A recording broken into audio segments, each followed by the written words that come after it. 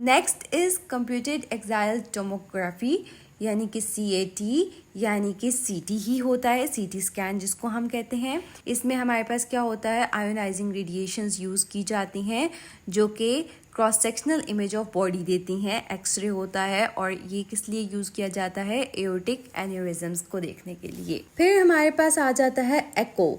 एको भी एक टेस्ट है जो कि हार्ट के लिए करवाया जाता है। ये हार्ट अल्ट्रासाउंड होता है, ठीक है। नॉर्मली बॉडी में अल्ट्रासाउंड हम करते हैं मोशन देखने के लिए, तो उसको अल्ट्रासाउंड कहते हैं। बट हार्ट का जब अल्ट्रासाउंड होता है उसको क्या कहते हैं, एको कहते हैं। ये हाई पिच साउंड वेव्स होती हैं, ठीक है, जो कि ट्रांसड्यूसर से भेजी जाती हैं। और ये क्या बताती हैं, pumping of the heart, motion of the heart, structures of the heart के बारे में बताती हैं। फिर हमारे पास आ जाता है ECG। ECG हमारे पास क्या होता है, graphical representation of electrical activity of the heart. ECG को हम डिटेल में बाद में पढ़ेंगे नेक्स्ट वीडियो में। फिलहाल के लिए हम सिर्फ डायग्नोस्टिक टेस्ट का ओवरव्यू ले रहे हैं। ECG की हमारे पास 2 टाइप्स होती हैं, एक स्टैंडर्ड मशीन जो कि 12 लीड्स होता है, और दूसरा हमारे पास सिंगल चैनल होता है जो कि 1 लीड होती है, और 1 लीड एंड उसका 1 व्यू होता है। फिर हमारे पास एक्सरसाइज स्ट्रेस टेस्टिंग आ जाता है। एक्सरसाइज स्ट्रेस टेस्टिंग मीन्स कि कोई एक्सरसाइज कर रहे हैं और उस टाइम पर हम साथ साथ उसके कार्डियक फंक्शन को भी चेक कर रहे हैं।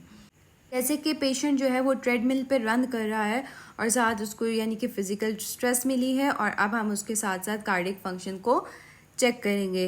हॉल्टर मॉनिटर जो होता है ये हमारे पास एक स्मॉल पोर्टेबल डिवाइस होती है जो कि पेशेंट के साथ अटैच कर दी जाती है, जो कि वीक्स तक अटैच की जा सकती है। और ये नॉर्मल आप डेली लाइफ एक्टिविटीज़ पेशेंट कर रहा होता है, और साथ साथ ये कॉन्टीन्यूस EKG यानी कि ECG रिकॉर्ड हो रहा होता है, ठीक है, जो कि किस पर हो रहा होता है, पोर्टेबल टेप रिकॉर्डर के ऊपर।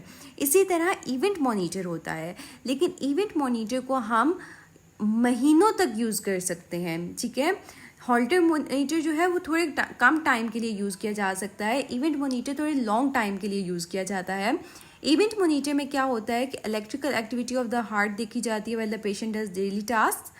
अब पेशेंट डेली काम कर रहा है, बट ये अभी क्या होता है कि ये उस वक्त एक्टिवेट होता है जब सिम्टम्स या ट्रिगर्स फेल्ट होते हैं पेशेंट को, और उसी वक्त ये एक्टिवेट हो जाता है और उसी वक्त ECG रिकॉर्ड करना शुरू कर देता है। या फिर मैनुअली भी पेशेंट को अगर जैसे ही फील होता है कि हाँ मेरे कोई सिम्टम्स आ रहे हैं, तो उस वक्त वो इसको एक्टिवेट कर देता है और ECG रिकॉर्ड होने लग जाता है।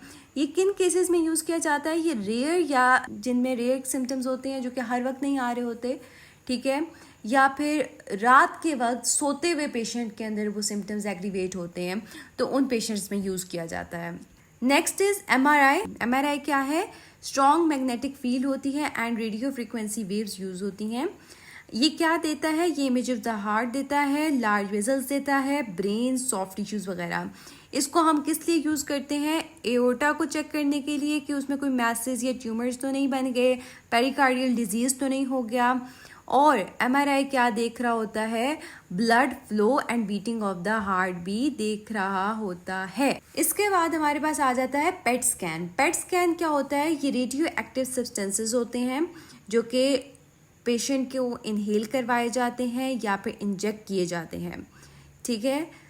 अब रेडियो एक्टिव सब्सटेंसेस जब इनहेल या इंजेक्ट करवा दिए जाते हैं, और साथ पेट कैमरा होता है जो कि देख रहा होता है ब्लड फ्लो को और मेटाबॉलिक एक्टिविटी को।